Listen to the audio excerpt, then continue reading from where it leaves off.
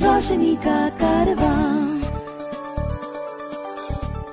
This podcast is brought to you by Score Foundation.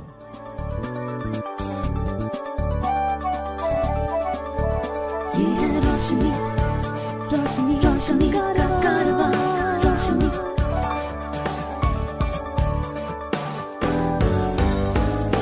Eyeway, ये है रोशनी का कारवां. Hi, my name is George Abraham and welcome to this edition of Eyeway Conversations. My guest today is from Bangalore. His name is Jason Williams and he's an IT professional. Welcome, Jason. Thank you, George. Thank you for having me. So let's begin with you giving us an understanding of who a business analyst is. So in business analyst has got two meanings per se, okay? In the banking sector, a business analyst is who analyzes the data and who streamlines the data for you. And in IT, a business analyst, especially in sales, is someone who hunts and searches for opportunities. And then we hand it over to their respective stakeholders to translate them into revenue. So that's what a real business analyst is in the IT sales sector. How do you qualify to be a business analyst? To qualify to be a business analyst, you must be extremely good with your language, your command, and you need to understand what you're selling. So you call up people or you do your own due diligence and then check whether they have any requirement pertaining to what you are selling. And if they do, you try to make them, or if they even have a slightest interest, that is where your skills would come in. You would try to pursue them in offering making them interested in what you have to offer. So that is what your skill sets would really work. In short, what you're saying is that you need to have communication skills and you need to have people skills. People skills, exactly. That's where you hit the nail on the head, George. You actually lost your eyesight thanks to an accident that you had when you were about 14. So would you like to tell us a little bit about what this accident was and how did it result in vision impairment? And was it a total loss immediately or was it progressive? I was diagnosed with congenital glaucoma at the age of 4. But that never stopped me from living a normal life. I studied in a normal school. I had no complications whatsoever. But in 2001, I was playing football with my friends and the ball came and hit my eye. And what happened is I developed hemorrhage. And when the hemorrhage happened, the doctor couldn't diagnose whether there is retina detachment or not. So he said that give it a fortnight or so, and then we'll let you know what needs to be done. As of now, I can't see anything in your eye because there is a huge blood clot. So I thought it will go away. And after a month, I couldn't see anything. So I rushed back to the doctor and I said, I'm seeing greenish yellow liquid in my eye. Well, then he said, he did a couple of tests and he said, my retina has detached. I must immediately rush for an operation to attach the retina. And from there on, the vision started to deteriorate because that retina operation was not successful. I had to have another operation done and that was successful, but it took a long time to recuperate from that. So the whole ordeal took about maybe 1.5, 2 years. And after that, my vision really started to deteriorate. When you were growing up before this accident, you must have been having your own dreams about what you wanted to become in life. And were you able to have concrete dreams and plans once you found yourself with serious vision loss? Well, I had to change my plans, yes. Like every child, I also had a plan. I wanted to be an automobile engineer. That never happened because of this accident. So after that, I was lost. I didn't know what to do. I was absolutely lost.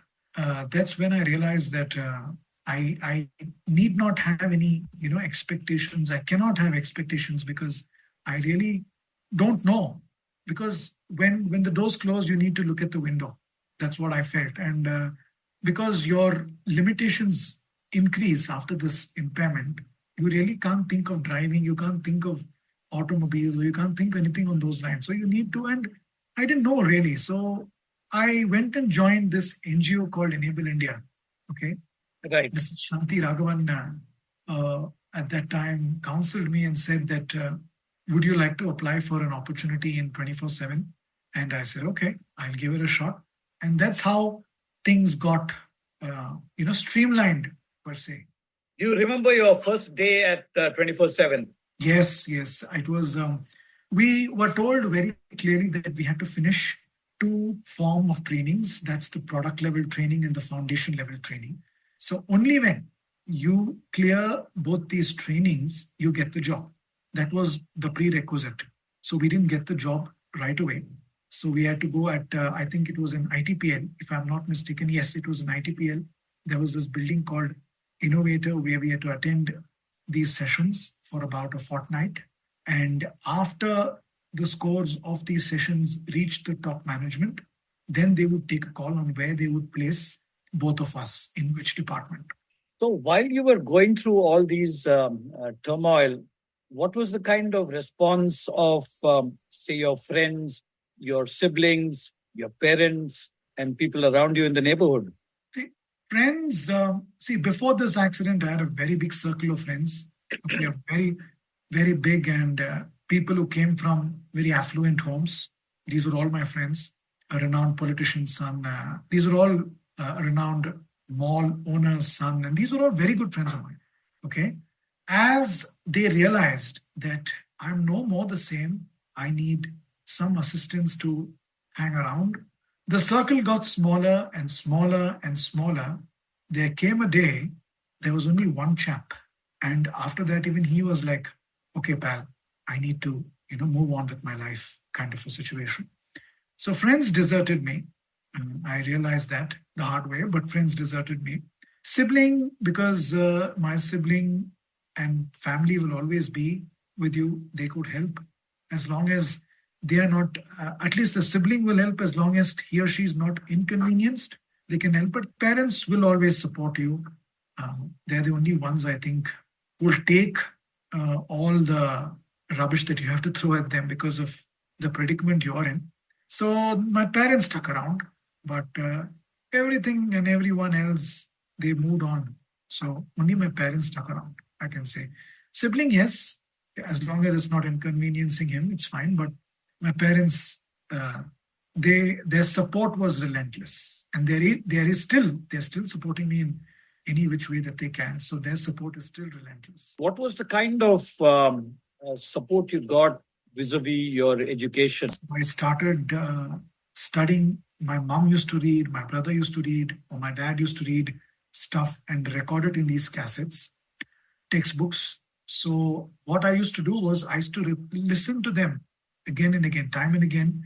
I used to rewind, play. I had a small Walkman.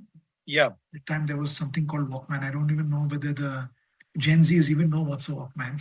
Right. But yeah, the Walkman played the trick. And as I said, support from my mom, dad, and my brother.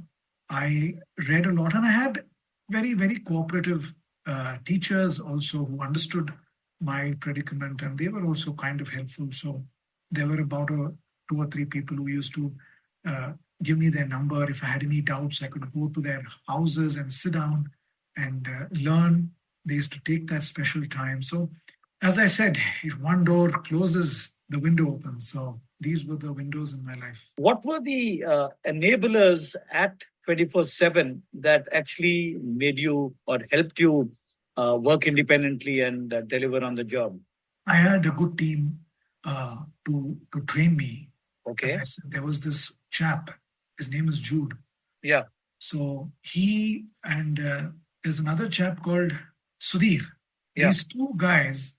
So they were literally the good cop and the bad cop kind of a scenario. So one would be very harsh with me, one would be very kind to me, and so they both were pushing me, always pushing me forward. They were putting me in situations that will make me take certain steps to learn certain things. And they both said only one thing: we want you to be so independent that if there is nobody in the team, you should be able to come, do your work, finish whatever reports you need to submit, and leave for the day without any assistance of any sort. And I accomplished that in about 8 to 10 months.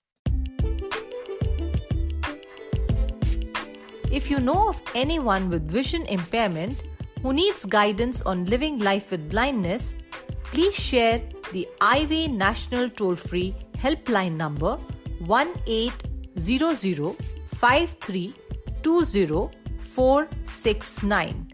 The number is 1800-5320-469. Do you think the company actually made changes in their infrastructure and the way the software they were using to accommodate people with vision impairment? No. The company didn't really, as I said, every company has a certain policy in mind, and they do incorporate those policies into their bylaws and laws. But the people to really implement those laws and bylaws are the managers, the leaders of that organization. So in my case, I had a very good leadership team, very good managers that were very helpful, very approachable. They didn't really look at me as a challenge, but they looked at me as, an accomplishment of sorts, that with these kind of challenges, this chap is fighting against all odds. So this was the kind of support system that I had, and that really helped. But when I joined another organization, that changed, because see, every individual is not the same. So some would presume that you're a liability to the organization. So they would not want you to do a lot of work, presuming that you will make a mistake and you will goof up. And there are another set of you that think that no, this chap can really do things. So it depends on the individual as well. The company really can't do much. It depends on the leader and the manager that the differently abled person reports to. So you've had both the experiences. Absolutely. I've had both the experiences. Looking at your resume, you have worked with 3 companies, and you've spent about 16, 17 years of professional life. Each time you made a change, what was the reason you changed? Was it just professional growth or discomfort in the earlier company, or meaning what was it? It was, in 2008, there was this huge recession. Lehman Brothers collapse. So at that time, 24/7 also was not doing great. Yeah. And before that, I was not using JAWS. Yeah. So my vision became a little weak, and I said, I want JAWS. So the company couldn't install JAWS. I was using a magnifier. So the company couldn't install JAWS. And so they said, we don't have the budget. If you can, you do this or else you leave. And then I realized that maybe it's better to leave and I'll pursue my education. So I was forced to, because of the access issue.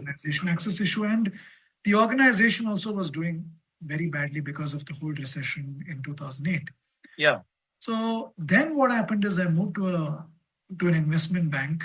I would not like to mention the name, but I moved to an investment bank, and till then it was fine. Then I moved departments in that bank. Yeah. And then I moved to a department where it was more of asset management, and it was a lot of back-end work. The gentleman who was leading the organization, right, he was not really too keen on having a differently able chap. Yeah. So he felt that I was a liability, and there could be some major goof-ups that could happen under my domain or my dominion. So he said, he very conveniently asked my employer to terminate my services. Yeah. So then I joined an IT company. This would be when? Which year was this? This was back in 2015, October. Okay. And what was your role in this IT company? In this, this IT company happened out of sheer coincidence. They were running a project with a lot of differently able folks on customer liaisons of sorts. Yeah. The role was a service request administrator. Okay. Yeah. Yeah. It was basically, in simple words, it was a liaison between the customer and the engineer. Right. So this was a very, email and not customer-facing role, but it was kind of nice. So again, then what happened is there came a team outing that was planned, and I took that responsibility up, and I um, did a hell of a job according to my manager, and she really liked what I did. And there was an opening in sales of that same for that same organization. They wanted differently abled folks in sales. Right. So I told her that I would like to do something in sales and marketing because I have the aptitude for it.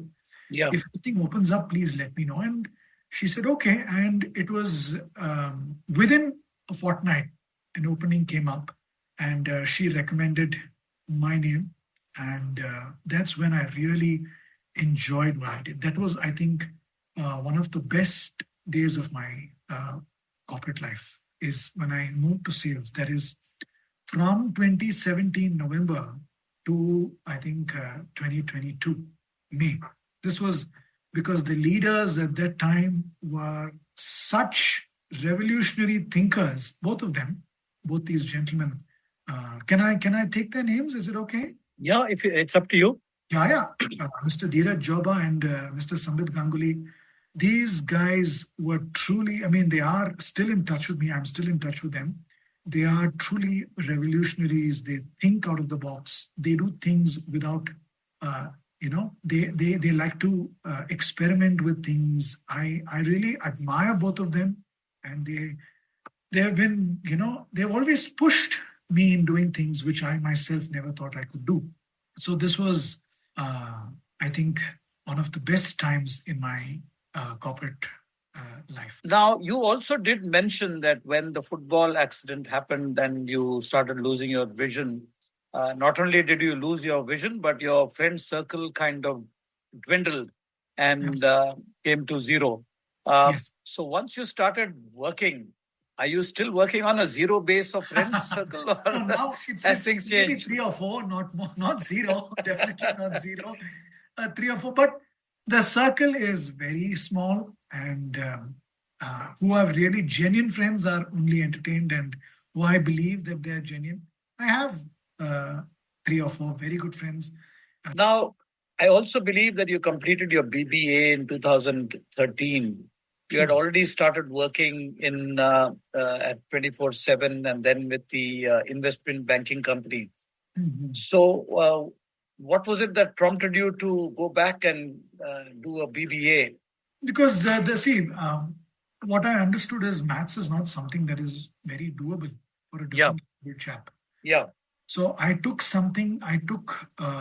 subjects that was not very, it was very simple maths, not like a hardcore, a commerce or something like that was really impossible for a differently able chap. At least I thought it. Maybe there have been people who have done it. I'm not sure, but I couldn't do it. So what I felt, I just wanted to finish my graduation because I don't want anyone to tell me I'm uneducated. So today, if you aren't a graduate, you're uneducated. Right. So I wanted that basic education to say that I'm educated. That's about it. So I saw whatever was easy, I took it up. At that time, I thought maybe I would pursue a career in investment banking. So I thought this is easy for me to do. So I started. I completed this, and I took up this this course before I could really start in the investment bank. Right. I just finished one year of that. So I thought maybe I'll pursue my career in this field, but I never expected to move to IT and move to sales. To support our work with the blind and visually impaired, you can visit the donate page on our website www.scorefoundation.org.in. Please note www.scorefoundation.org.in. Jason, you told me that you were kind of obsessed and passionate about cars and automobile engineering and so on, which kind of went out of the window when you had this accident and vision loss. Do you still have a passion for cars and automobiles, or that's become history now? Oh no, I love it. I still love cars. I think every day I need to read Autocar India and Team BHP online. If I don't do that, I feel like my day is incomplete. Wherever I am, even if I'm not in front of a laptop, I take my phone. I just want to know what's the new launches and what's doing, how the automobile business is doing. So yes, that passion is still there, but the drawback is I can't drive. But yes, I do. I'm still interested in cars and technology and so on and so forth. So this knowledge that you acquire from additional reading that you're doing now, is it going to be kind of useful to enhance your lifestyle, or do you think it's just an interest which you're just keeping in touch with? Well, if anyone is purchasing in my friend's circle or even my dad, if he ever purchases a car or if whatever cars he has purchased in the past, he always runs it by me. He Okay. knows that I'm very well informed and I take extremely good decisions. Even when I purchased my own car, I took the best decision. And when my dad drives my car, he's like, "Oh man, this is a really good choice." A lot of visually impaired people find marriage to be a bit of a challenge in terms of finding the right partner. What has been your experience? Yes, I think I've gone through that whole ordeal as well. Firstly, differently able people need to understand it's better to marry a person who's also differently abled, because even if the individual is interested in the person that you are, society will question that individual's, decision making purpose. Why? What was the need? And I've had a couple of differently abled friends who have gone through that whole ordeal, and they had also mentioned it to me. So I was a little more aware and a little more cautious in walking that path. So I realized with my experiences that maybe it's not the right thing to marry a person who is not differently abled. So I looked for a person with an impairment, and I found one, and we both got married. So what's your connection at Goa? Just a holiday resort or? No, my mom is from there. I was in Goa for about 5 years. I studied in Manovikas. So my uncles are still there. I love Goa. I love the beach. It's especially if you do some form of running, you should try running early in the morning on the sand. Just gaze at the sunrise. It's just bliss. It doesn't cost anything, but it's sheer bliss when you especially sunrise and sunset on the beach is just remarkable. Is it because of something that you see, or is it because of kind of a sense you get? Sense and see, I can see a little. So, when the sunlight reflects on the water while setting and while rising, it just creates that beautiful picture. Okay, and you really can't describe it with words. It's something that you really appreciate seeing. That's something that I can see a little bit. Even now, I can see that. So I cherish those little things in life. I don't know how long will even this vision remain. So as long as this vision remains, I would like to see a lot of sunrises and sunsets. You also were telling me that you are very conscious of your physical fitness. I might want to ask you, A, why you are so conscious, and B, what are you doing about it? Well, because of this, I was a little chubby kid when I was growing up. So, yeah. But when the accident happened, I put on a lot of weight because I couldn't do much, right? I couldn't run around. And one kept eating a little more because it was comforting at that time. But when you realize that I still remember when I went out for a walk with a very elderly lady. Yeah. I started panting. Yeah. And she told my mom and dad that I can't go for a walk with this guy. He could get a heart attack. Right. And that was when I hit rock bottom and I said, I need to do something about it. There was an old exercise cycle at home. I started, using that. Maybe I started 20 minutes. I couldn't complete 20 minutes without taking 10 or 15 breaks. And that went on for about a fortnight, a month and a half. And then I slowly started increasing it from 20 to 30. And then what I realized was after that exercise, it made me feel very nice. Oxygen went to my lungs, brain. I just felt better. And that kind of drew me to exercise. And even now, I do a lot of exercise, and I appeal to all differently abled, or rather visually abled people, because we are forced or confined to a certain space because of our lack of vision. That will really hamper our health. So I would urge every one of you to do some form of exercise, whether it's climbing a flight of stairs or doing something.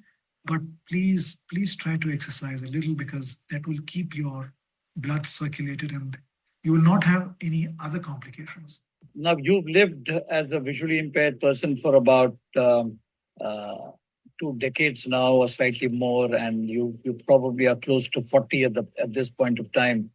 Yes. You've gained a lot of experience and learnings from life. So, is there one thing that you might like to tell the audience that you picked up from your experience of life? It might sound like a cliche, but I think the words of Donald Trump: never give up.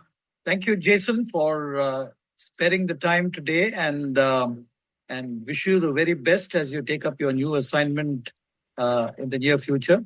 Thank you, Take George. care. Thank you very much. Thank you for having me. Eyeway, ये है रोशनी का कारवां. This podcast was brought to you by Score Foundation.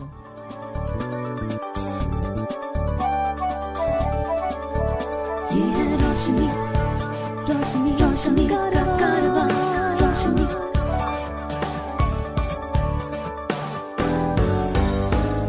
Eyeway, ये है रोशनी का कारवां.